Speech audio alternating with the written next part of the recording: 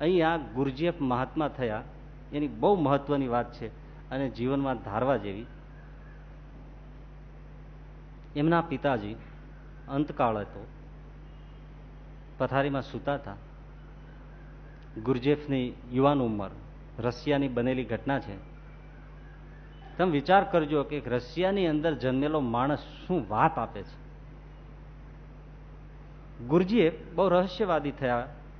એમના પિતાને એમણે અંતકાળે પૂછ્યું કે બાપુજી તમે જાઓ છો, તમારે મને કંઈ સલાહ આપવી છે?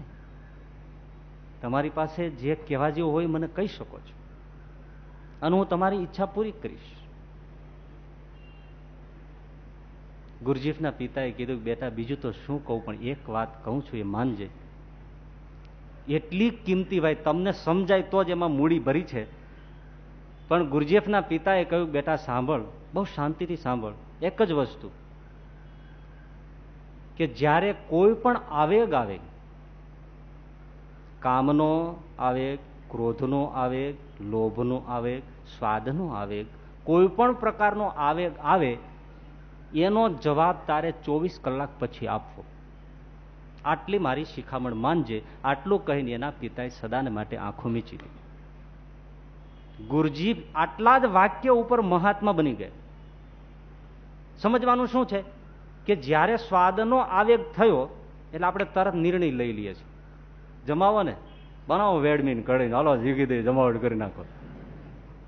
ત્યારે પહેલાના ઉદ્બોધન પ્રમાણે શું કે છે, ઘાટ થયો ને તો એ નિર્ણય તરત ન બાંધો. એને કહો પૂરણપોળી ખવડાવી જ છે, બટેટા વડા દબાવવા જ છે, ના નથી, પણ હવે એ નિર્ણય હું તને આવતીકાલે આપીશ.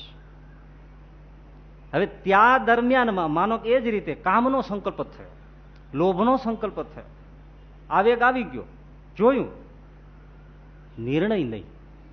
મનને કહેવાનું કે તારી ઈચ્છા છે મેં સ્વીકારી લીધી એમ કહો, પણ હું તને નિર્ણય, ફાઇનલ નિર્ણય તો હું 24 કલાક પછી આપીશ.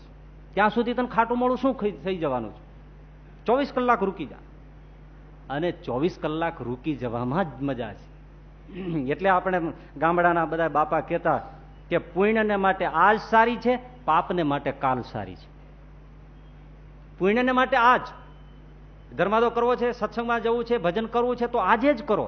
પાપ કરવાનો વિચાર આવે તો એ કાલે વાત, એ બધું કાલે રાખો, એ કાલે રાખો. પુણ્યને માટે આજ સારી, પાપને માટે કાલ સારી. હવે જેવો વેગ આવ્યો, આવેગ આવ્યો એટલે મનને કહી દીધું કે હું 24 કલાક પછી તને મારો નિર્ણય જણાવી અને પછી જે હશે એ તારી ઈચ્છા પૂરી કરશું. એ દરમિયાનમાં તો રજોગુણ તમોગુણના કેટલા આટાપાટા વ્યા જાય અને એમાં સત્વગુણ આવી જાય ત્યારે જે સ્થિરતાથી દર્શન થઈ જાય એટલે સદાને માટે પેલો આવેગ ટળી જાય. આપણે શું થાય છે કે એ નિર્ણય તરત ઘોષિત થઈ જાય છે. એટલે એ જે ક્ષણ છે એ સાવધાનીની છે, એ જાગૃતિની છે. એમાં જે બચી ગયો ગુરુજીએફના કહેવા પ્રમાણે એણે જીવન બચાવ્યું, એણે અધ્યાત્મ બચાવ્યું. પણ આ એટલી પાતળી કગાર છે કે સાંભળી લેવી જેટલી સહેલી છે એટલું અનુસરવું સહેલું નથી.